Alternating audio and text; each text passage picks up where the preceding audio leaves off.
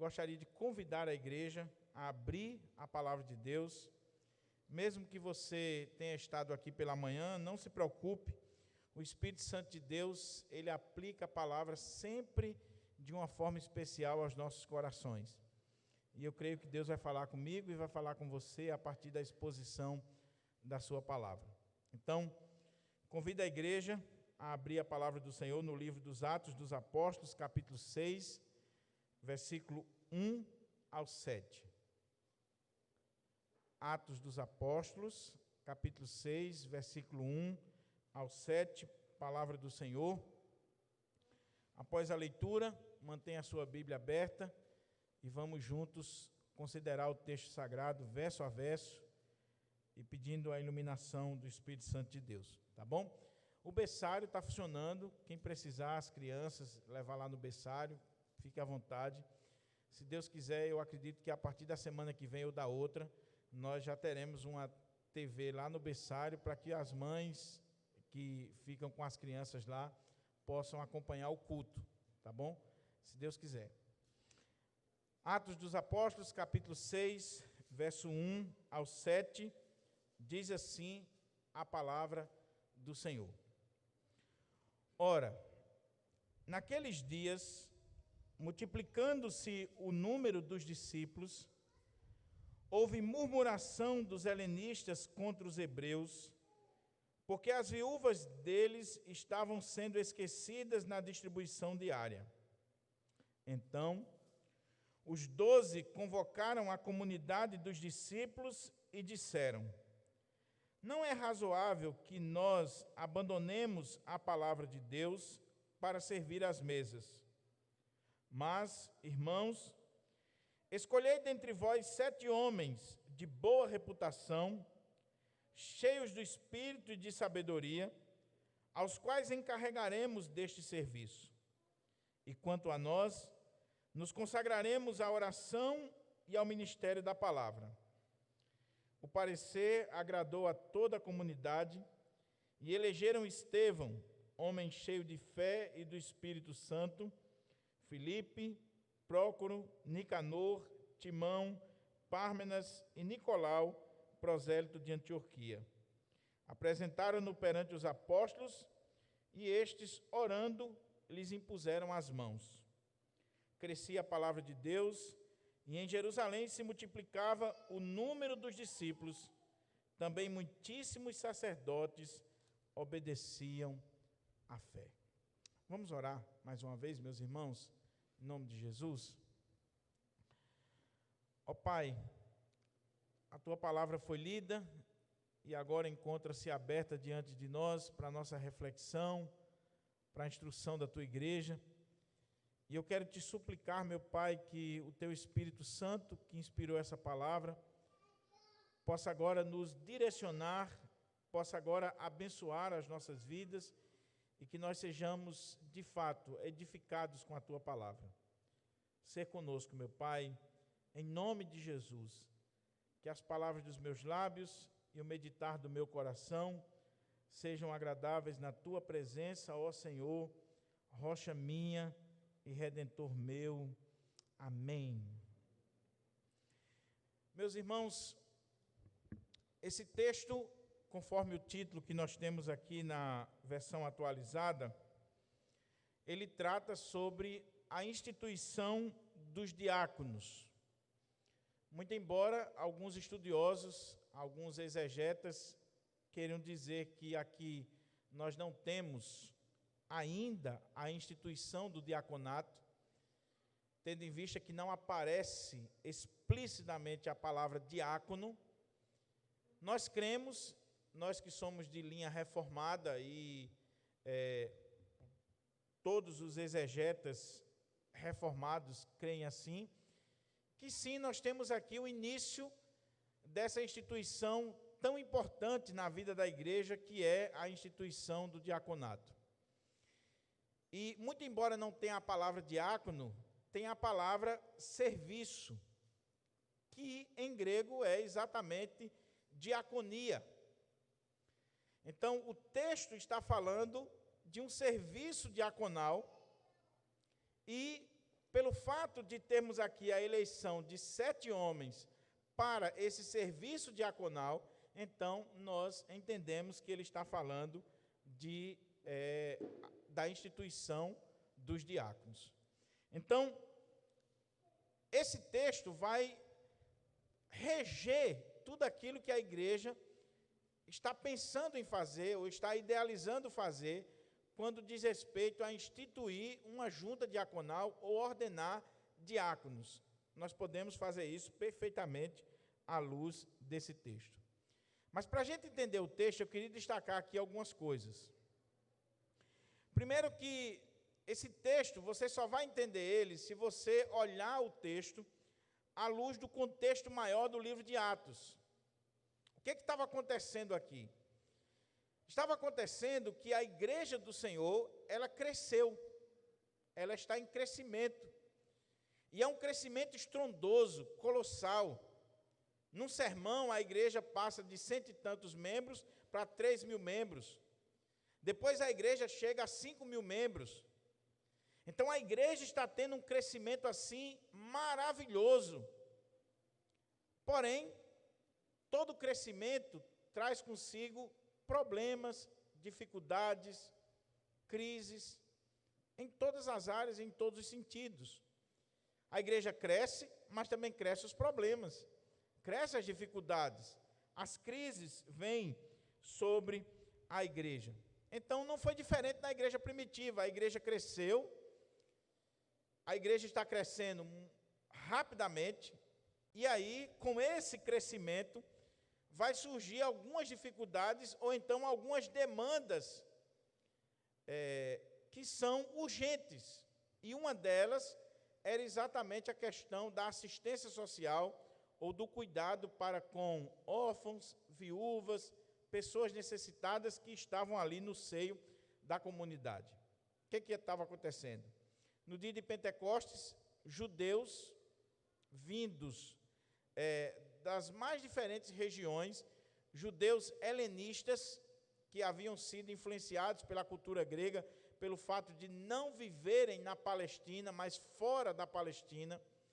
Esses judeus vieram no dia de Pentecostes, foram salvos em Cristo Jesus, alcançados pela palavra de Deus, resolveram ficar em Jerusalém, muita gente, viúvas, e aí essas pessoas estavam passando dificuldades e careciam do apoio, do cuidado da igreja.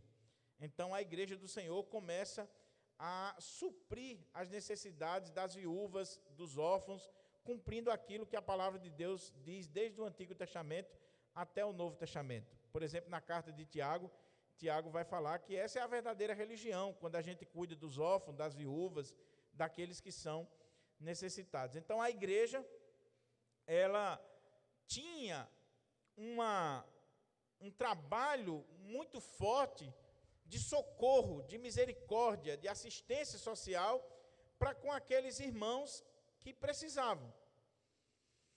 Só que quem fazia isso eram os apóstolos. Os apóstolos, se você olhar, eles ficavam com a bolsa, com o dinheiro, com as arrecadações, e eles estavam distribuindo, eles estavam cuidando das viúvas, cuidando de toda essa parte social. Só que vai chegar um momento que os apóstolos não conseguem mais dar conta. Por quê? Eles tinham que pregar e também cuidar dessa parte social. E aqui vem uma coisa interessante para a gente pensar. Com esse crescimento da igreja, e com essa situação dos apóstolos envolvidos com a obra de assistência social, que é uma obra importante, que tem que existir, a igreja correu um sério risco. Qual o risco? De se transformar simplesmente numa ONG, de se transformar num local simplesmente para assistência social, que é o que tem acontecido nos nossos dias com algumas comunidades. Veja bem, meus irmãos, quando a gente lê esses primeiros capítulos de Atos dos Apóstolos, nós vemos que Satanás ele atacou a igreja do Senhor de diversas maneiras. A primeira delas foi com a perseguição. ele perseguiu a igreja. Ele levanta os próprios líderes religiosos judeus para perseguir a igreja, o sinédrio, as autoridades. Eles vão perseguir a igreja de Deus. Então é um ataque de fora para dentro, perseguição. Porém, quanto mais persegue a igreja, mais a igreja do Senhor cresce, mais a igreja do Senhor se desenvolve. Depois o diabo, vendo que não conseguia barrar a igreja com a perseguição de fora para dentro, ele começa a atuar de dentro para fora. Como? Com um casal hipócrita, mentiroso, dentro da comunidade, Ananias e Safira, que estavam mentindo ao Espírito Santo, e Pedro, com discernimento do Senhor, ele entende isso, que aquele casal estava sendo ali um instrumento de Satanás no contexto daquela comunidade. O diabo não conseguiu destruir a igreja porque o líder apostólico teve o discernimento da parte de Deus, repreendeu aquele casal foi punido, disciplinado com a morte, e aí a igreja passou a ter paz e temor diante do Senhor. Mas aí vem uma terceira arma do diabo, e que todos os exegetas, pelo menos que eu li, entendem que é a pior, a mais perigosa, a mais sutil, e que ameaçou a igreja nos alicerces. Qual é essa arma? Primeiro, a perseguição. Segundo, a hipocrisia ou a mentira dentro dela. Mas, em terceiro lugar, foi a distração. Tirar o foco, a prioridade da liderança na palavra de Deus. Então, os apóstolos que tinham o ofício da palavra, os apóstolos que deveriam pregar a palavra com fidelidade, a tempo e fora de tempo, quer ouçam, quer deixem de ouvir, os apóstolos que deveriam levar a mensagem do Cristo, a mensagem do Senhor aos confins da terra, eles estavam envolvidos com distribuição de cesta básica, com cuidado e assistência social. Nada de errado com isso. Mas onde é que está o erro? Estava na questão do foco, da prioridade. Os apóstolos estavam se distraindo com aquilo que não foram chamados para fazer, e que não era prioridade, e que não era de fato aquilo que eles deveriam estar fazendo. A igreja correu um sério risco, como eu disse, de se tornar apenas uma ONG de assistência social. E isso, meus irmãos, na história, quem lê aqui a história da igreja sabe muito bem que nós já tivemos nos Estados Unidos o advento do evangelho social, onde muita gente acha que a igreja ela só existe para fazer obras sociais. No nosso país, nós tivemos o advento da teologia da libertação na década de 60, onde o foco é simplesmente justiça social. Hoje, a teologia da libertação foi algo que aconteceu no contexto do catolicismo romano. Mas, no contexto protestante, nós temos hoje a teologia da missão integral, que alguns dos seus expoentes querem resumir a tarefa da igreja a simplesmente um trabalho social, a um trabalho de assistência social. E a gente precisa ter muito cuidado com isso. A igreja faz trabalho social? Sim, e nós vamos ver aqui. Ela deve fazer, mas a igreja foi chamada para pregar a palavra de Deus.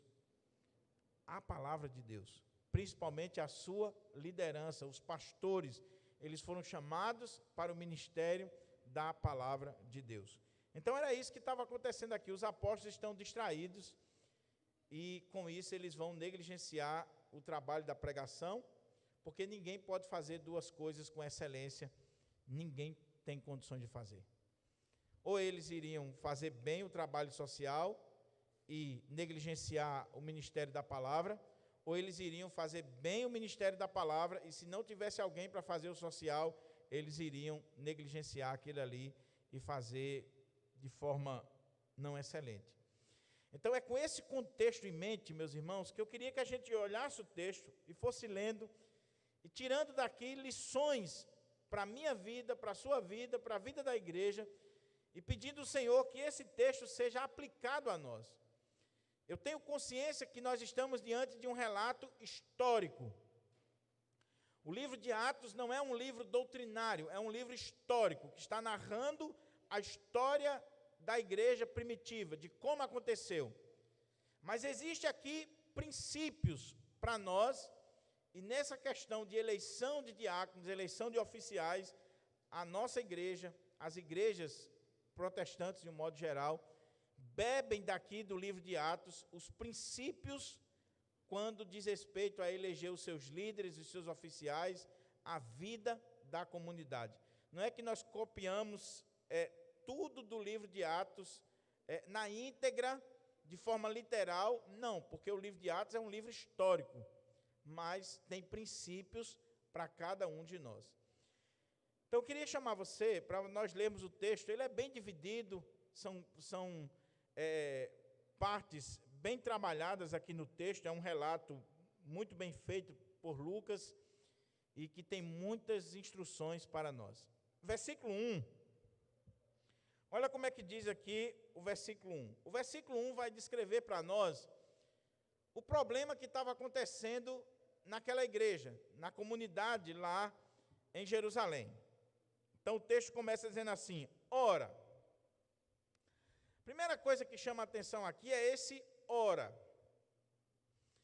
E é interessante que, se você olhar o texto na língua original, esse ora aqui, ele tem a característica de uma adversativa. Poderia ser um mas, um contudo. Por quê? Lucas vai mostrar aqui um contraste que estava acontecendo na igreja. Qual é o contraste? Mesmo diante da perseguição, por exemplo, do Sinédrio, você vai ver que os apóstolos, quando eles chegam diante das autoridades, eles estão sendo perseguidos, e as autoridades ordenam que eles não falem no nome de Jesus, que eles não preguem nesse nome, e estão ali pressionando eles, mesmo diante do parecer de Gamaliel. Se você olhar os textos anteriores, quando a gente olha aqui o verso 41 e 42 do capítulo 5, olha como é que diz. E eles, após eles terem chamados, vamos olhar o 40 para ficar mais claro. Chamando os apóstolos, açoitaram-nos e, ordenando-lhes que não falassem em nome de Jesus, os soltaram. E eles se retiraram do sinédrio, regozijando-se por terem sido considerados dignos de sofrer afrontas por esse nome. E todos os dias no templo e de casa em casa não cessavam de ensinar e de pregar Jesus o Cristo. Ora, naqueles dias, multiplicando-se o número dos discípulos, houve murmuração dos helenistas contra os hebreus, porque as viúvas deles estavam sendo esquecidas na distribuição diária. O que esse texto está colocando para nós aqui? E esse ora faz a dobradiça para nós. No momento de bênção, no momento de crescimento, no momento de regozijo da igreja, todos os dias, no templo, de casa em casa, eles não cessavam de ensinar, de pregar o nome de Jesus, de anunciar o nome de Jesus, e a igreja está crescendo. O que o texto diz? Naqueles dias, multiplicando-se o número dos discípulos. Então, você vê aqui Lucas colocando para nós uma bênção maravilhosa. A pregação da palavra, o ensino da palavra, o evangelismo. Você já pensou que evangelismo eficaz que está sendo feito aqui? Não é um evangelismo de final de semana, não é um programa agendado, não. Todos os dias, no templo, tinha culto todo dia, e de casa em casa. Aqueles irmãos estavam evangelizando todos os dias. Não era no domingo à tarde distribuindo folheto, era todos os dias. Evangelismo tem que ser um estilo de vida, é todo dia, é toda hora. Você é um missionário, você é um representante de Cristo, uma testemunha de Cristo.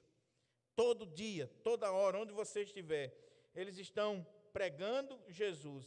E aí, naqueles dias, multiplicando-se o número dos discípulos, sabe por quê? Porque se houver evangelização, há multiplicação de discípulos.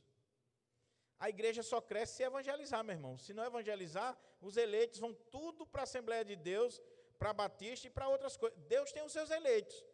Agora, Deus escolheu um método para alcançar os eleitos. Qual é o método? Evangelizar. Pregar. As minhas ovelhas ouvem a minha voz. Eu as conheço, elas me seguem, de modo nenhum seguirão a estranho. Mas elas precisam ouvir a voz do Senhor, e elas vão ouvir a voz do Senhor a partir da pregação. Então, como nós, apesar de acreditarmos na doutrina da predestinação, da eleição, nós não fazemos a nossa parte, aí os eleitos vão tudo para a Assembleia de Deus e para outras igrejas que estão evangelizando. Mas se evangelizar, a igreja cresce. Se pregar, se cada irmão aqui decidir ser um evangelista como os apóstolos foram, a igreja vai crescer. Só que essa bênção, imediatamente, o texto mostra que teve um problema. Olha aí. Ora, naqueles dias, multiplicando-se o número dos discípulos, houve murmuração dos helenistas contra os hebreus, porque as viúvas deles estavam sendo esquecidas na distribuição diária. A igreja cresceu, multiplicaram-se os discípulos, multiplicaram-se também as necessidades, as demandas, multiplicaram-se as pessoas que precisavam de uma assistência da igreja. Aí, o que acontece aqui? Na igreja tinha dois grupos de judeus ou de hebreus. Havia os hebreus de fala aramaica ou hebraica, que, entre aspas, nós chamaríamos os hebreus puros, entre aspas, porque eles não aceitavam o processo de aculturação, o helenismo grego que havia avançado naqueles dias, eles não aceitavam isso.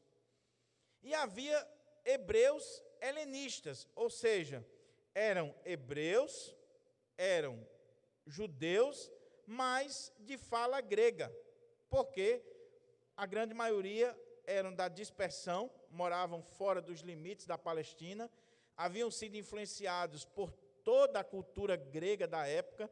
Você sabe que o contexto aqui é o contexto do Império Romano, e o Império Romano é chamado Império Greco-Romano, porque, muito embora você tenha um domínio administrativo da máquina romana, você tem uma cultura completamente grega, uma mentalidade grega, começar da língua.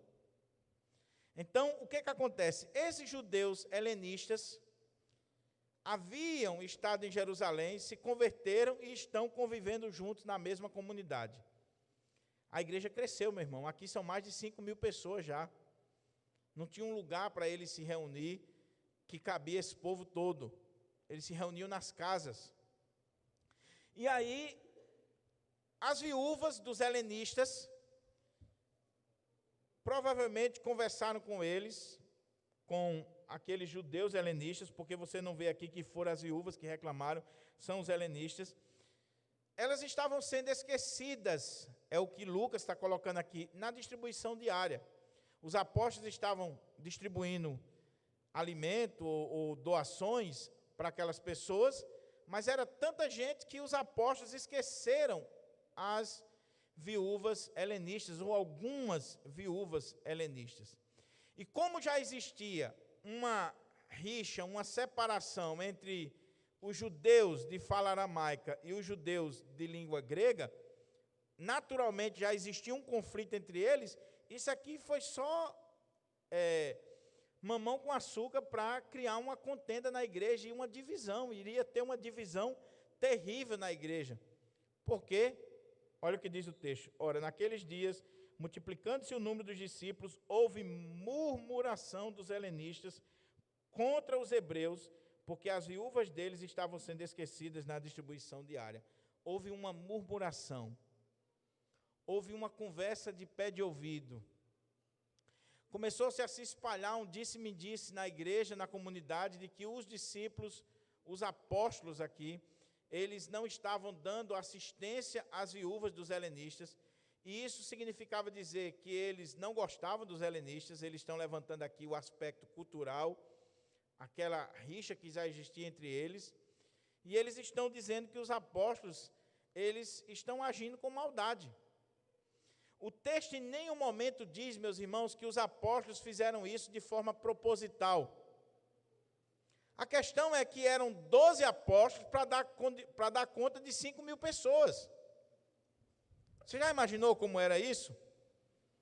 Você já imaginou, vamos dizer que fosse 500 viúvas, para os apóstolos visitar, levantar cesta básica, ver o que está precisando. Você já imaginou? Então, houve um murmúrio, houve um disse-me-disse, e isso está ameaçando a paz da igreja, a comunidade. Isso vai causar uma divisão e um problema. O que está acontecendo aqui, meus irmãos? Aquilo que acontece nas nossas igrejas. Existe murmuração? Sim. As pessoas se sentem preteridas, como aconteceu aqui, esquecidas. Ah, mas o pastor esqueceu de mim, ou o conselho não lembra mais da minha família, a junta diaconal não lembra mais de mim, faz 3 semanas que eu não vou na igreja e ninguém me deu um telefonema. Tem pessoas que são tão difíceis, meus irmãos, que ele deixa de vir para a igreja e ele fica esperando assim, eu vou ver quem é que vai ligar para mim. Eu vou ver quem é que vai lembrar de mim. Sabe aquele tipo de gente que se coloca como vítima, que tem a síndrome do vitimismo? Então ele fica quietinho, vou ver quem vai ligar para mim. Ou então a pessoa foi hospitalizada e ela está esperando o pastor ligar, o presbítero, um irmão, mas ninguém sabia, meu irmão. Nós não somos oniscientes. Mas aí depois fica uma murmuração dentro da comunidade. Olha, a igreja não se importa comigo, o pastor não se importa comigo, e aqui a coisa foi séria. Disseram, olha, vocês estão preterindo, vocês estão esquecendo as viúvas nossas, os helenistas levantando a questão. O que é bonito aqui nesse texto é que os apóstolos, eles ouviram isso, eles ficaram sabendo do que estava acontecendo na igreja, mas eles foram humildes para levar em consideração essa queixa. Eles poderiam ter dito assim, não, é um bocado de murmurador, linguarudo, é um bocado de falador, então eu não vou nem dar ouvido. Não, os apóstolos ficaram sabendo do que estava acontecendo, e aí eles pararam para refletir sobre aquilo e disseram, realmente, nós estamos cometendo um erro grave. Realmente está acontecendo isso, mas o texto dá a entender que não era culpa deles, que não era proposital, que não havia aqui, por parte dos apóstolos, nenhum tipo de armação. Não, é porque eles tinham que cuidar da palavra, e eles tinham que cuidar de cesta básica, eles tinham que se preocupar de estar expulsando demônio, curando enfermos, pregando o evangelho, e ao mesmo tempo estar preocupado com os necessitados. Mas os apóstolos ouviram a murmuração e consideraram. Aqui tem 2 coisas interessantes, meus irmãos. Era pecado o que aquele povo estava fazendo? Em parte, sim. Por quê? A queixa deles é legítima? É. Se haviam viúvas que estavam sendo preteridas, esquecidas, colocadas de lado, a queixa é legítima. E é, portanto, que o texto vai mostrar que os apóstolos vão tomar as providências. Mas o problema aqui, meus irmãos, é a forma como foi trabalhada a questão, por parte dos helenistas. Murmuração. Meu irmão, se você está vendo alguma coisa errada na igreja, o meio de você agir não é colocando no Facebook, como se faz hoje, nas redes sociais, expondo a nudez da noiva de Cristo no Facebook, porque o Facebook virou a tribuna dos covardes, as redes sociais. A pessoa não tem coragem de dizer na cara, mas coloca uma frase, uma postagem, mandando recado. E tem muita gente que pega a situação da igreja e joga para o mundo, joga no ventilador. Não tenha dúvida, meu irmão, a pessoa que faz isso, ela vai pagar um preço diante de Deus. Ela vai pagar um preço. Porque existem formas de você resolver conflitos na igreja. Se você sabe que alguma coisa está acontecendo, está errado, procure o pastor, procure o conselho, procure a junta diaconal, procure alguém. E você que é presbiteriano, você tem diversos dispositivos para agir. Você pode fazer um documento, enviar para o conselho da igreja, exigir uma resposta do conselho, mas não fique com esse tipo de comportamento, de murmuração, de disse-me-disse, de conversinha, de estar formando grupos e levantando pessoas contra outras dentro da comunidade, ou expondo a igreja lá para fora, que isso é pecado. Você pode até estar certo naquilo que você está levantando, na sua demanda, mas a forma como você agiu está errada e é pecado. Então, eles estavam errados na forma, murmurando, levantando contenda, levantando discórdia no meio do povo de Deus. Mas o que eles estavam falando e aquilo para o qual eles estavam apontando realmente estava acontecendo, era uma necessidade. E os apóstolos consideraram isso. Então, por parte da igreja tem que existir esse cuidado e por parte da liderança tem que haver sensibilidade de ouvir e de considerar e de dizer, será que realmente isso que está sendo comentado, isso que está sendo colocado, que o irmão me questionou, não é de fato o que está acontecendo? Então eu vou considerar, eu vou parar, vou pensar. Não é fácil, meu irmão, é difícil, mas é preciso fazer. A liderança tem que ser humilde para ouvir até uma criança da igreja. Até uma criança da igreja, ela pode ter a liberdade de corrigir o pastor. E deve. Se ele estiver errado. Corrigir com amor, à luz da palavra de Deus, e dizer, olha, nisso aqui vocês estão caminhando errado. Então, a liderança aqui dá um exemplo de humildade. Diz assim, realmente nós temos que considerar isso que está sendo levantado aí. A forma pode até estar errada, e essa é outra coisa, mas o que eles estão levantando realmente é algo problemático e que a gente tem que dar uma resposta. Então, quando eles identificam o problema, o que os apóstolos fazem? Olha o que diz o texto. Então, os 12 convocaram a comunidade dos discípulos e disseram, não é razoável que nós abandonemos a palavra de Deus para servir às mesas. Mas, irmãos, escolhei dentre vós 7 homens de boa reputação, cheios de espírito e de sabedoria, aos quais encarregaremos deste serviço. E quanto a nós, nos consagraremos à oração e ao ministério da palavra. Eles identificaram o problema, eles diagnosticaram o problema, viram que realmente estava acontecendo, mas eles vão ver a questão de princípios. E aí os apóstolos disseram assim, vamos convocar a comunidade. Convocar a comunidade, reunir os irmãos, e aí eles disseram, irmãos, nós levamos em consideração o que vocês estão falando, o que vocês estão colocando, e realmente vocês estão certos. Agora, nós estamos errados no seguinte ponto, é que não é razoável, não é agradável, que nós, os apóstolos, nós venhamos a abandonar a palavra de Deus para estar servindo às mesas.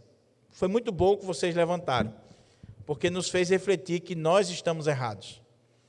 Porque nós não fomos chamados para distribuir cesta básica.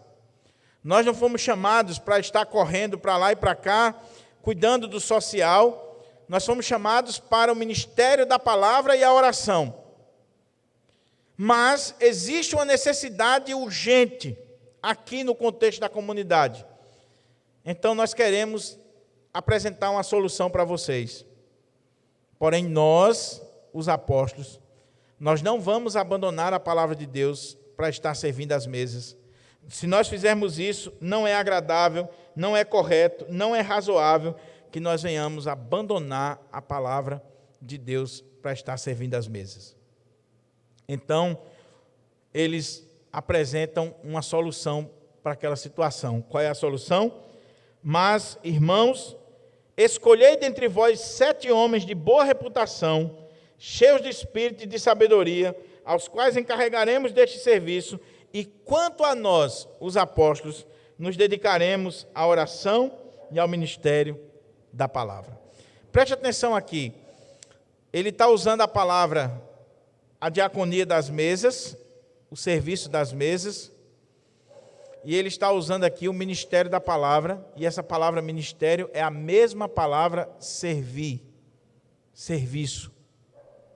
Então ele diz, olha, vocês vão servir as mesas e nós vamos servir com a palavra.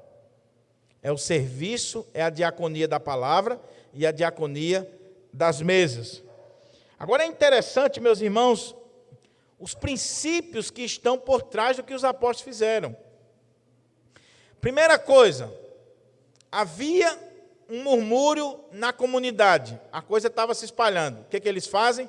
Reúne a comunidade, olho no olho, vamos tratar do problema. Na igreja de Deus não pode ter duas conversas.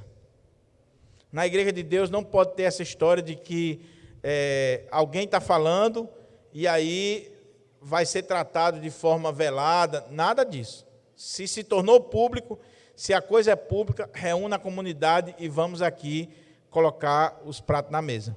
Foi isso que eles fizeram.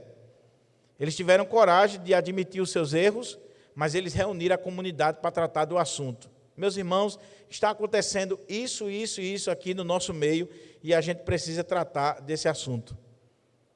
E o texto diz aqui que eram os helenistas. São vocês, os helenistas, que estão tratando disso, relacionado à viúva de vocês. É assim que tem que ser na igreja, meus irmãos. A igreja não pode ser um lugar de hipocrisia. Não pode ser um lugar de duas conversas. Eu acho extraordinário quando Paulo escreve a carta aos Coríntios e ele está tratando de temas delicadíssimos. E Paulo diz, olha, meus irmãos, eu fui informado pelos da casa de Cloe, da irmã Cloe, de que há contendas entre vocês e eu acredito nisso. Agora você imagina quando a carta chegou lá na igreja de Corinto, que foi lida lá no púlpito, e a família de Cloe está sentada e a irmã Cloe. Os olhares para a irmã Cloe. Mas Paulo não disse assim, alguém me disse, alguém falou, estão dizendo, está todo mundo falando. Não, foi a irmã Cloe. Foi a irmã Cloe que falou. E a irmã Cloe foi mulher, porque ela disse, olha, está acontecendo isso e isso na igreja. Está faltando isso hoje, meu irmão. Falar às escondidas é muito fácil. Ficar levantando grupinho na igreja, falando mal dos presbíteros, dos pastores, do trabalho da igreja, é muito fácil. Eu quero ver você ter coragem de se levantar numa assembleia e dar a sua opinião. De você vir ao conselho e falar o que você pensa. De você chegar para o pastor, para o presbítero, para o diácono, para a líder da sociedade e falar. A gente precisa ter essa liberdade na igreja de Deus, de tratar as coisas tete a tete, olho no olho, como os apóstolos fizeram, convocar a comunidade. E disseram, meus irmãos, nós estamos errados, não é agradável, não é justo, não é correto que nós, os apóstolos, venhamos a abandonar a palavra de Deus. Olha a palavra que ele está utilizando. Abandonar, eles estavam abandonando o ministério da palavra para dar assistência social, porque pensa numa coisa que toma tempo. Se a igreja quiser se envolver com a obra social, com esse tipo de trabalho, e o pastor for se envolver com isso, ele não vai ter tempo mais para estudar, para orar, para pregar. Ele vai ter 24 horas que se dedicar àquilo ali, porque em todo momento tem gente sofrendo e gente precisando de ajuda. Em todo momento. Então os apóstolos disseram, nós estamos errados, mas eles chamaram a comunidade e eles vão tratar isso com a comunidade. Aí eles apresentam a solução. Qual é a solução? Mas, irmãos, ele está chamando de irmãos, porque não é porque você discorda, porque você erra na forma muitas vezes, ou porque você muitas vezes é rebelde, que você deixou de ser irmão. É irmão. Tem irmão que é meio trabalhoso, mas é irmão. Né? É irmão. Então ele diz assim, mas, irmãos, escolhei dentre vós 7 homens de boa reputação, cheios de espírito e de sabedoria, aos quais encarregaremos deste serviço. Os apóstolos identificaram o problema, assumiram a sua parcela de culpa, de que eles estavam errados quando estavam abandonando o ministério da palavra e se dedicando àquilo ali, e eles não iam cumprir nem uma coisa nem outra, eles não estavam dando conta, eles assumiram isso, mas aí eles estão apresentando uma solução para a igreja. Qual é a solução? Meus irmãos, vamos fazer o seguinte: escolham aí, dentre vocês, tem que ser crente, tem que ser da comunidade, escolha dentre vocês 7 homens. Algumas coisas aqui são interessantes. Primeiro, a escolha é dentre a comunidade. Então, são servos de Deus. Por quê? Porque aqui não era só uma questão de um trabalho de garçom, de colocar algo na mesa. Aqui é uma questão de pastoreio e de um trabalho que é feito com órfãos, com viúvas, com pessoas carentes. O diácono é alguém que vai lidar com a miséria humana. Ele tem que ser alguém que tem um coração pastoral. Porque se fosse uma coisa tão simples, meu irmão, só distribuir cesta básica, o que a igreja primitiva poderia fazer? Vamos contratar uma empresa, vamos contratar homens lá de fora mesmo, vamos contratar aí um grupo, e aí a gente pega as cestas básicas e manda deixar na casa das viúvas. Mas não era esse o trabalho somente. Era um trabalho muito mais sério, de acompanhamento. Então, vamos escolher dentro da comunidade, homens crentes. Outra coisa que é interessante é que o texto diz: escolhei dentre vós 7 homens. Por quê? Porque nós estamos aqui diante de um ofício. Esses homens aqui vão ser ordenados, eles são oficiais da igreja de Deus. E quando se trata de ofício na igreja de Deus, e nós cremos que só tem 2 ofícios na igreja, que é presbítero e diácono. Você tinha os apóstolos, nesse momento aqui, mas com a morte dos apóstolos, você não tem uma substituição apostólica. Os apóstolos morreram e eles não foram substituídos por outros apóstolos. Essa ideia de uma sucessão apostólica é completamente antibíblica. Você tem já no livro de Atos, por exemplo, no capítulo 15 e em outros textos, a presença dos presbíteros, dos anciãos. Então você tem o ofício de presbítero e o ofício de diácono. Dentre os presbíteros, nós lemos na primeira carta de Paulo a Timóteo, que Paulo vai fazer ali uma referência, que há uma divisão entre os presbíteros, não que um seja mais do que o outro, mas de tarefa, de função. Então ele diz: digno de redobrados honorários, os presbíteros que presidem bem, com especialidade os que se afadigam na palavra e no ensino. Então você tem os presbíteros da igreja, e dentre os presbíteros vai ter um presbítero, que esse presbítero ele vai se dedicar integralmente ao ministério da palavra. Então ele é chamado de servo da palavra, ministro da palavra, ou pastor, ou bispo, ou presbítero docente.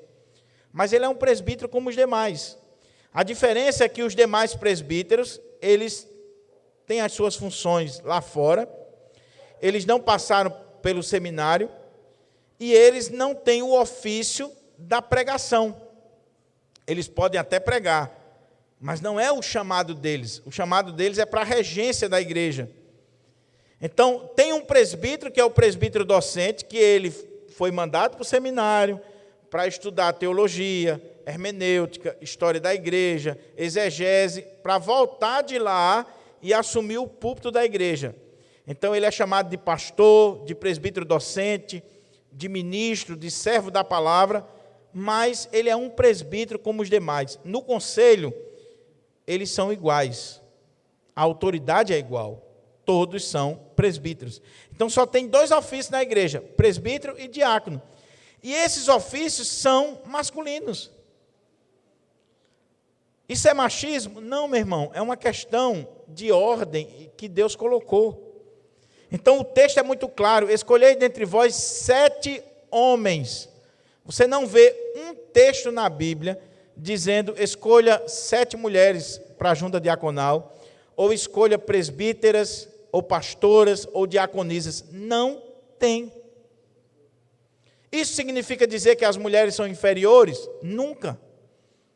Tem mulher que prega melhor do que muito pastor, que conhece a Bíblia mais do que muito pastor. As mulheres são mais piedosas, na grande maioria das vezes.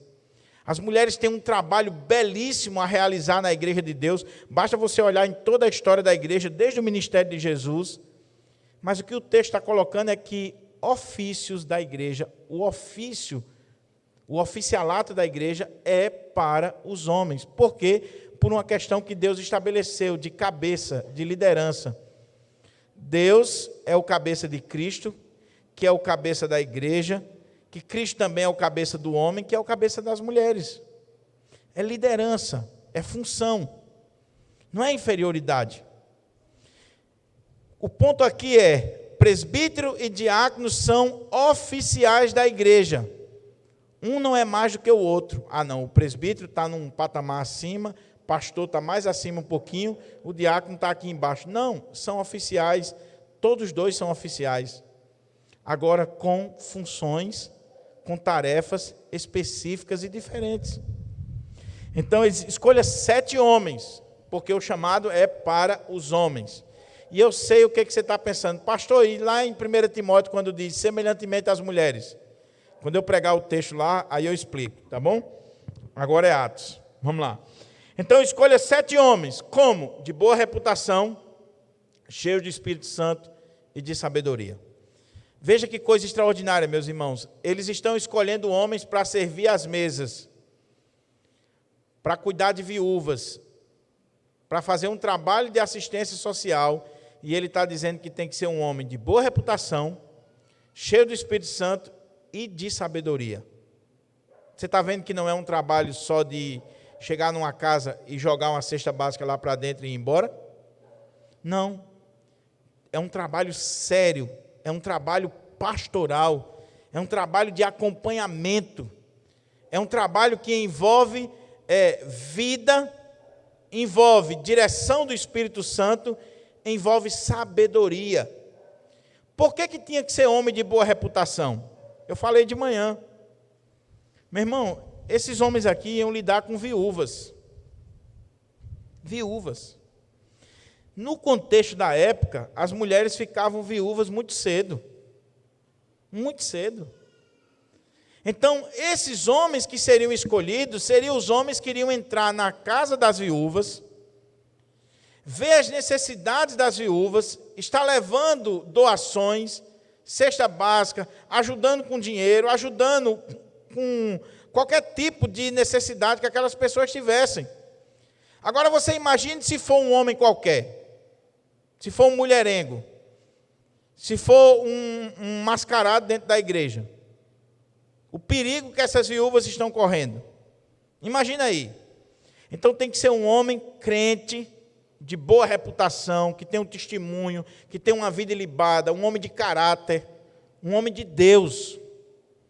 Um homem que olhe para as meninas da igreja, para as mulheres da igreja, e, como diz a carta de Timóteo, como irmãs, como mães, não com olhar lascivo, mas com todo respeito, com todo carinho que deve ter essas pessoas. São pessoas sofridas, pessoas que estavam abatidas.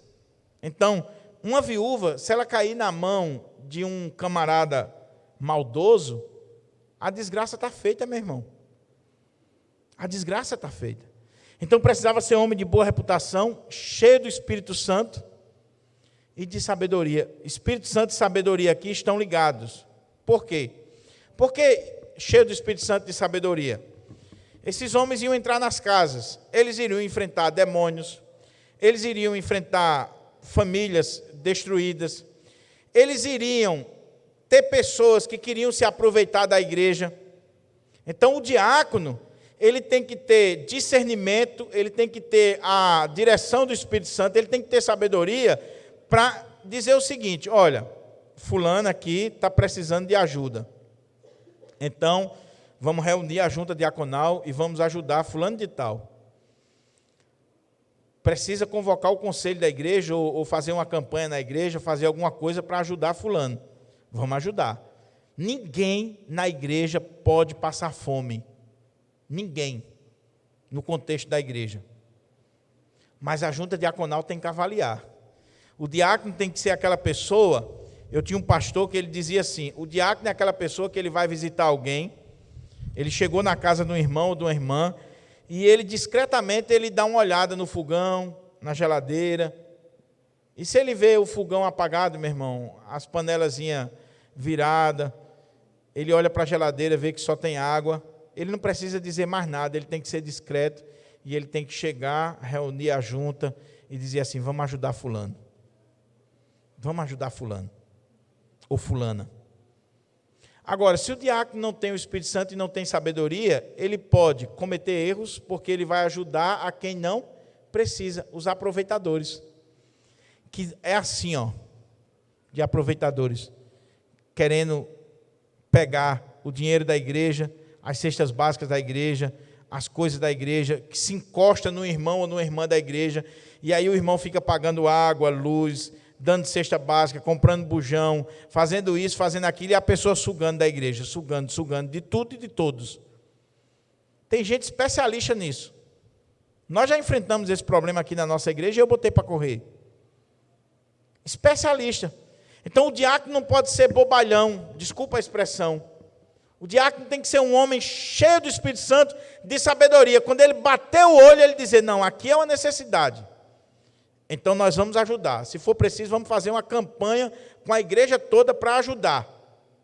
Agora, aqui não, meu irmão. Aqui você está precisando de uma lavagem de roupa, você está precisando criar vergonha na cara, você está precisando que você vá seguir seu destino. A igreja não vai ajudar você mais não. O diácono vai dar uma cesta básica um mês, 2. Quando for no 3º mês, ele vai dizer: meu irmão, procura alguma coisa para fazer, ou então a gente vai procurar. Pode ser que o diácono identifique que aquele irmão está precisando, que a igreja pague um curso profissionalizante para ele. E a igreja pode pagar. Abrindo parênteses aqui, eu estou de olho no relógio, viu? Em uma de nossas congregações, um jovem da congregação foi identificado como um rapaz que poderia trabalhar na área de mecânica. E aí, o que acontece? Os irmãos se juntaram, pagaram o curso para ele de mecânica de moto. Ele fez todo o curso, um jovem, saindo da adolescência, pagaram o curso, e esse rapaz está vivendo agora com o próprio dinheiro dele, ajeitando moto. André sabe do que eu estou dizendo. E alguns irmãos aqui da igreja ajudaram. Foi de nossa congregação, de uma das nossas congregações. Foi feito um grupo aqui na igreja também, para que pagasse o curso profissionalizante para aquele rapaz durante 6 meses, foi, André? 6, 8 meses. Ele fez o curso, já está numa oficina trabalhando, ganhando o dinheirinho dele. Isso é o trabalho da junta diaconal. Não era ficar dando dinheiro a ele todo mês ou cesta básica para ele. Vamos dar a vara? Não vamos dar só o peixe, não, vamos dar a vara. Vamos ensinar ele a pescar, vamos ensinar uma profissão. Se for preciso pagar um curso, vamos pagar. Vamos investir. Mas para isso o diácono precisa ter sabedoria e ser cheio do Espírito Santo. Então o texto diz, continuando aqui, para a gente caminhar para a conclusão. Eles disseram: olha, então escolham homens de boa reputação, cheios de espírito, de sabedoria, aos quais nós encarregaremos desse serviço. Esses homens vão cuidar desse serviço aqui, das mesas, do trabalho social, que é importante. E quanto a nós, nos consagraremos à oração e ao ministério da palavra. Os apóstolos entenderam que eles não poderiam perder o foco, a prioridade. Qual é a prioridade do pastor? Eu estou colocando o pastor porque com a morte dos apóstolos, e vem os presbíteros, vem o ministério pastoral, os pastores são aqueles que devem se afadigar, é essa a expressão que Paulo utiliza, na palavra e no ensino. Então, o pastor, ele recebe um salário por mês para se dedicar à palavra de Deus e à oração. Então, ele tem que focar, ele tem que ter prioridade, ele tem que saber o que ele está fazendo, para que ele foi chamado. A igreja mandou ele para o seminário, pagou o curso, investiu 4 anos, trouxe, paga um salário para que ele se mantenha, para que ele tenha um tempo de viver exclusivo para a palavra de Deus. Então, ele tem que se dedicar àquilo. Mas há um erro aqui dos dois lados. Primeiro, do pastor. Tem pastor que é centralizador. Tem pastor que ele descobre que, sendo pastor, ele não vai ficar rico. Ele vai ter o básico para viver, mas ele não vai ficar rico. Ele não vai. Ele não está disputando no mercado para ganhar muito dinheiro. Não, ele tem o salário dele, para a manutenção dele, para a vida dele. Ele não vai ficar rico. Nem todo pastor é pastor de igreja grande. É um privilégio ser pastor de Pirangi, mas tem muitos pastores em uma congregação com 20, 30 pessoas. Ele não vai ficar rico. Aí o camarada descobriu. Aí o que ele faz? Ele recebe um salário da igreja para se manter, mas ele diz: eu vou ser advogado, eu vou ser engenheiro, eu vou ser isso, vou ser aquilo, vou ser, agora na campanha, né, vereador, prefeito, deputado, não sei o quê. Meu irmão, está dividido. Está dividido, perdeu o foco, perdeu a prioridade. E alguns ainda querem usar a desculpa: não, mas Paulo fazia tendas. Leia o capítulo lá que diz que Paulo fazia tendas. Paulo ficou fazendo tenda em Coríntio até quando chegaram com a oferta missionária para ele. Diz o texto do capítulo 9 de 1 Coríntios que quando chegaram com a oferta missionária, Paulo passou a dedicar-se integralmente à palavra de Deus. Nos sábados, na sinagoga, pregando a palavra. Então tem muito pastor que ele quer fazer tudo. Inclusive na igreja. Ele é o cara que quer carregar cimento, ele quer estar envolvido com tudo na igreja. Quando chega no domingo, ele prega um sermão água com açúcar, quando não prega da internet. Porque ele não teve tempo para estudar, ele não teve tempo para orar, ele não teve tempo para meditar. E, meus irmãos, pense nisso, pregar não é fácil. Nós temos aqui muitos irmãos que pregam, presbítero Júlio, presbítero Tiago Mesquita, que está aqui, e outros irmãos que pregam. É fácil para vocês pregar? Foi fácil, Tiagão, fazer a série no livro de Neemias? Você teve que estudar o livro de Neemias, a cultura, o contexto, capítulos difíceis. Tem que ter tempo para orar, para estudar, para ler comentários, pegar dicionários, ver a geografia, a história, o contexto da época. Como é que um pastor vai saber o que é helenista e o que é hebreu se ele não estudar? Se ele não meter a cara nos livros, se ele não for pesquisar? Então ele tem que ter foco, ele tem que ter prioridade, ele tem que saber para o qual ele foi chamado. Foi para isso aqui. E eu vou fazer com excelência. Mas existe o lado da igreja. Qual é o lado da igreja? As igrejas, quando elas contratam um pastor, elas querem que o pastor seja tudo. É o bombril. 1001 utilidades. O pastor, no contexto pós-moderno, ele tem que pregar bem, ele tem que pregar no nível de Hernando Dias Lopes e Augusto Nicodemos. A igreja quer que o seu pastor seja o top. Toda a igreja quer. O irmão traz um visitante para a igreja e ele quer que o pastor pregue no nível dos intelectuais. Não está errado, não.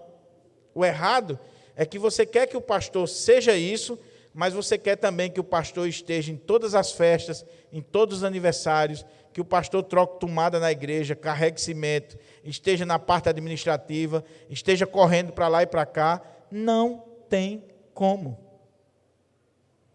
Se ele se meter nisso, ele vai negligenciar uma das duas partes. Era o que estava acontecendo aqui. Então, qual é a função do pastor? Quanto a nós, nos consagraremos à oração e ao ministério da palavra. Eu tenho que orar, eu tenho que ler a Bíblia, eu tenho que estudar, eu tenho que pregar a palavra com excelência, seja no púlpito, seja numa visita, seja num trabalho, numa casa. Aí diz o texto: o parecer agradou a toda a comunidade. A solução apresentada pelos apóstolos foi uma solução sábia, direcionada por Deus, agradou a igreja. Veja, meus irmãos, que coisa maravilhosa que está acontecendo aqui. Reuniu a igreja, tratou do problema, olho no olho, sem disse-me-disse, sem hipocrisia. está havendo isso aqui, está havendo, nós estamos errados, vocês estão levantando uma coisa que é legítima, vamos chegar aqui, uma solução. É assim que tem que ser na igreja, para que a igreja não se divida. Irmão, juntar dá tanto trabalho, mas tem uns infelizes que ele parece que tem prazer de ver a igreja despedaçada.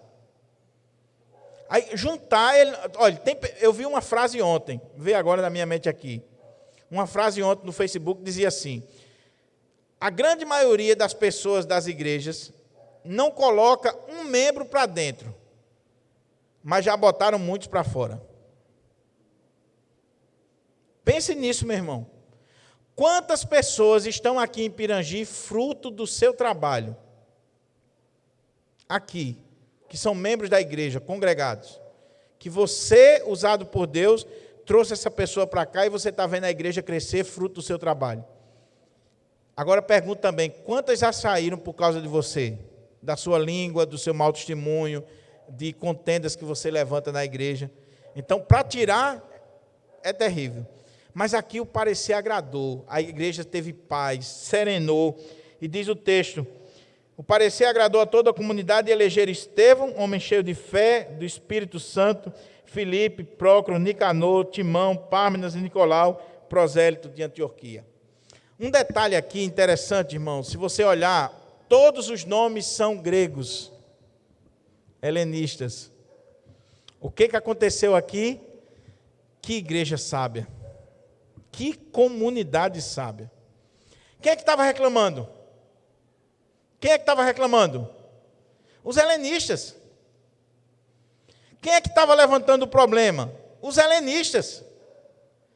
O que é que a igreja faz? Elege os 7 diáconos, a primeira junta, a maioria, ou quase todos aqui, todos. Alguns estudiosos dizem que são todos. Tem alguns nomes aqui que são interessantes, mas todos helenistas. O que isso nos ensina? Qual é o princípio? Extraordinário, um princípio extraordinário. Você está vendo o problema, meu irmão? Você está reclamando? Seja parte da solução. Se coloca à disposição para resolver o problema. É muito fácil dizer assim, o louvor, Renato está desafinado, Elaine não canta bem, o teclado está isso, o som está aquilo, outro. É fácil. Só criticar, só falar, só apontar os erros.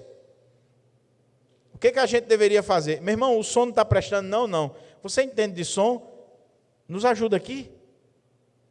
Vem para cá, meu irmão. Está precisando de gente aqui, você sabe. Já que você é expert no assunto, está identificando, vem nos ajudar. A transmissão não está dando certo, mas você entende de OBS, você entende de computador, você entende de software de áudio. Vem para cá, meu irmão, se coloca à disposição. Não fica só no banco criticando, não. Vem fazer, vem para cá. E a igreja teve esse discernimento. São os helenistas que estão criticando, vamos eleger eles para resolver o problema. Sabe por quê? Porque quando a gente está de fora, é muito fácil, meu irmão. A gente tem solução para tudo. O brasileiro, ele é técnico de futebol, ele é presidente da República, ele é senador, ele é deputado, ele é tudo. Ele é médico. Ele tem a solução para o coronavírus, ele tem a solução para a seleção brasileira, ele tem a solução para a economia, ele dá pitaco em tudo. Bota ele lá no cargo para ver o que ele vai fazer. Coloca ele na função para ver o que ele vai fazer. Aí a igreja disse assim, vamos eleger 7 aqui, vamos. Quando foi para a votação da igreja, 7 helenistas. Ou seja, quem apresentou o problema agora vai trabalhar a solução do problema. Princípio tremendo para a igreja do Pirangi ainda hoje. Agora, veja o detalhe, a igreja escolheu. Não é o pastor, não é o conselho faz aqui a função dos apóstolos. Indica, chama a casa à ordem para a eleição, emite o edital, mas quem escolhe é a igreja, é prerrogativa da igreja, é eleição. É por isso que o sistema presbiteriano é o sistema mais bíblico, porque imita isso aqui. A igreja escolheu aqueles 7 homens. A igreja foi quem escolheu. Então, não é o pastor, não pode ser o pastor. Porque eu vou querer colocar os meus.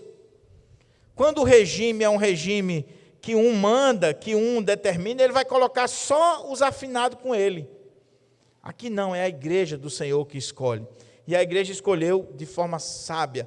Eu fico imaginando quando deram o resultado da votação. Viúvas helenistas, os 7 diáconos são helenistas. O problema estava aqui, então vamos escolher homens que vai solucionar o problema, que conhecem as viúvas, que falam a mesma língua, que tem tudo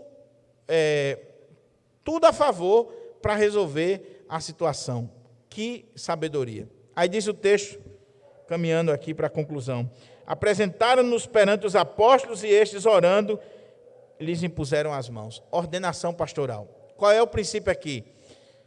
Os apóstolos instruíram a igreja, os apóstolos apresentaram a proposta para a solução do problema, a igreja elegeu aqueles homens, agora aqueles homens voltam para os apóstolos, para que os apóstolos realmente aprovem e ordenem aqueles homens.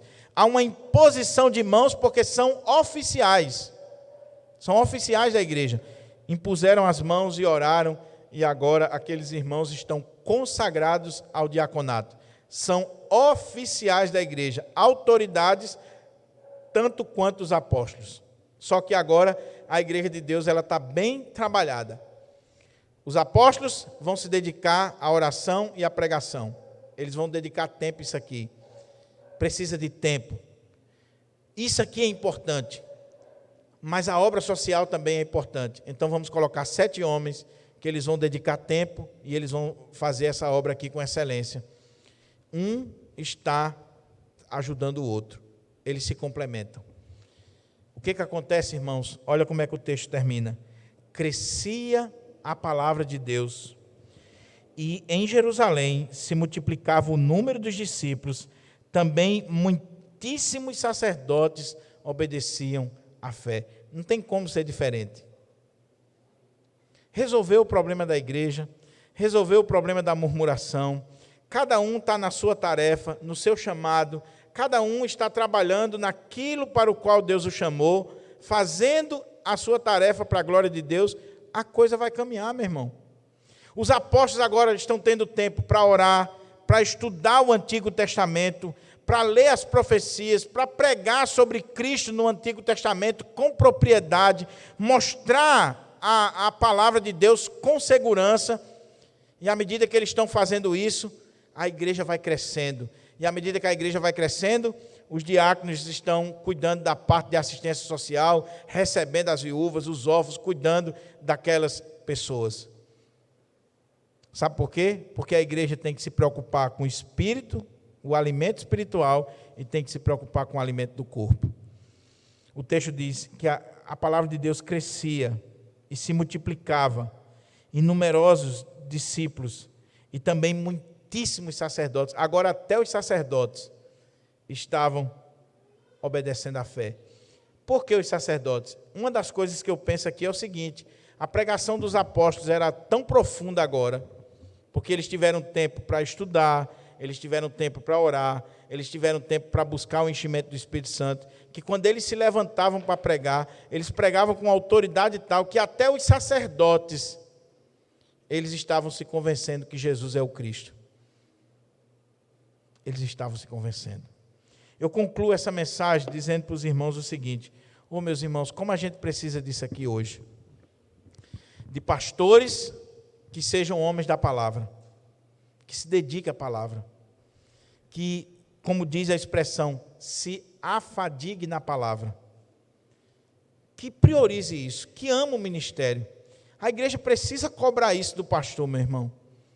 A igreja precisa ser mais zelosa com isso. Eu fico triste quando eu vejo pastores negligenciando a sua tarefa e a igreja não está nem aí, porque parece que a igreja acha bonito quando o pastor dela é uma pessoa importante na sociedade, ele corre para lá, corre para cá, é conhecidíssimo. Mas seu pastor prega, não, ele não é bom de Bíblia, não, nem de pregação, mas ele é um cara conhecidíssimo no Brasil inteiro. Sim, mas alimenta o rebanho com a palavra. Não, o sermão dele é fraco, mas ele é um cara legal, ele é um cara, gente boa. Meu amado irmão, o seu pastor deveria se dedicar à palavra de Deus de dia e de noite, para alimentar você, para alimentar a igreja, para pregar a palavra de Deus. Em contrapartida, tem que ter um grupo na igreja para dar suporte. Qual o suporte? Enquanto o pastor está orando e estudando, não é que o pastor não faça essas coisas, tem que fazer também, ele pode fazer. Mas enquanto o pastor está se dedicando à sua tarefa prioritária, tem irmãos cuidando das outras partes, visitando órfãos, viúvas, cuidando da ornamentação da igreja, do dia a dia da igreja, para que o pastor tenha tempo para se dedicar à obra de Deus. Eu dei um testemunho de manhã e quero terminar com isso aqui agora à noite. Meus irmãos, uma das coisas que mais tem me abençoado aqui em Pirangi, mais tem me abençoado, é porque Deus levantou da Silva para cuidar da parte administrativa, para cuidar do dia a dia aqui da igreja, para que eu possa ter tempo para estudar. Muitas vezes eu estou com ele, resolvendo pepino, indo em banco, às vezes tendo que ir assinar um documento, uma nota, alguma coisa, mas eu louvo a Deus, porque como da Silva cumpre essa parte mais administrativa, aqui junto com outros irmãos, o Senhor me dá condições de poder abrir a Bíblia, abrir um comentário bíblico, um dicionário, estudar, orar, de ter tempo de receber uma pessoa na minha casa, de aconselhar, de fazer uma visita pastoral específica, de passar horas e horas com a pessoa, como essa semana nós passamos várias horas em aconselhamento. A igreja não vê, a igreja não sabe, mas a gente está fazendo. Mas só tem condições de fazer isso porque para receber uma encomenda aqui, para resolver um problema elétrico, para resolver um problema de som, alguma coisa, tem da Silva, tem Renato, tem outros irmãos que dizem assim, deixa comigo, pastor, deixa comigo. A sala de transmissão aqui está pronta? Não foi só o pastor, eu também me envolvi. Mas o irmão André veio aqui, instalou as tomadas, fez os testes. Renato foi em João Pessoa, trouxe, monta tudo.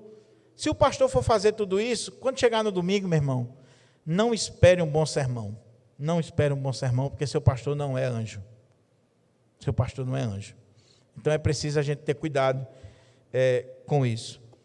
A outra aplicação é o seguinte: vamos escolher os diáconos, vamos escolher dentro desses critérios. São homens cheios de sabedoria, do Espírito Santo, de boa reputação, homens de Deus. Leia 1 Timóteo 3, 8 a 13, vê se ele está dentro daquelas características, para a gente não escolher qualquer pessoa. Os diáconos, peça a Deus sabedoria, meu irmão, para você, quando você atuar na junta diaconal, você está vendo aqui que o diácono não é só alguém que abre a porta da igreja, que traz água para o pastor ou que corre atrás dos meninos. O diácono é um trabalho muito mais amplo do que a gente imagina. O diácono não é só alguém para estar aqui distribuindo simpatia. O diácono é alguém que vai se inteirar das necessidades da igreja, entrar na casa dos irmãos, procurar saber de quem está doente, quem está padecendo necessidade, quem está sofrendo, as viúvas da igreja, as pessoas que estão sofrendo. Ele vai procurar saber disso. E ele vai agir. E ele vai chamar o pastor, ele vai comunicar o conselho, ele vai levantar uma campanha, ele vai fazer a obra. Não sozinho, mas a junta diaconal. Como diáconos. Como servo de Deus.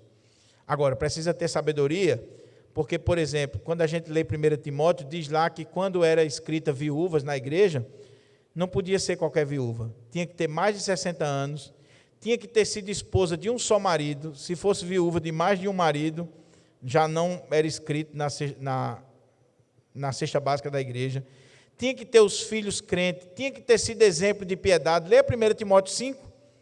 A viúva tinha que ter criado os filhos na casa do Senhor, tinha que ter dado bom testemunho, tinha que ser uma mulher que era dedicada às coisas de Deus. E se ela quisesse se casar, Paulo disse assim, ela não está pecando.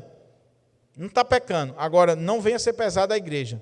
E um detalhe, é que Paulo diz que as viúvas que deveriam ser escritas eram aquelas que não tinham familiares para cuidar dela.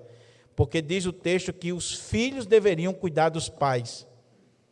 Então, a gente precisa ter cuidado. Porque, por exemplo, se a junta diaconal descobrir que aquela pessoa tem família, que tem condição de sustentar, o que o diácono deve fazer? Se essa família é da igreja, meu irmão, por que você não está ajudando sua mãe? Por que você não está ajudando seus pais? Por que você está deixando seus pais padecer necessidade? Porque é tarefa sua, não é tarefa da igreja, não. A igreja vai entrar quando não tiver quem faz. Então, por isso que precisa de sabedoria. Eu espero em Deus que a palavra do Senhor venha encontrar guarida no nosso coração e na nossa vida. Vamos ficar de pé para a gente orar.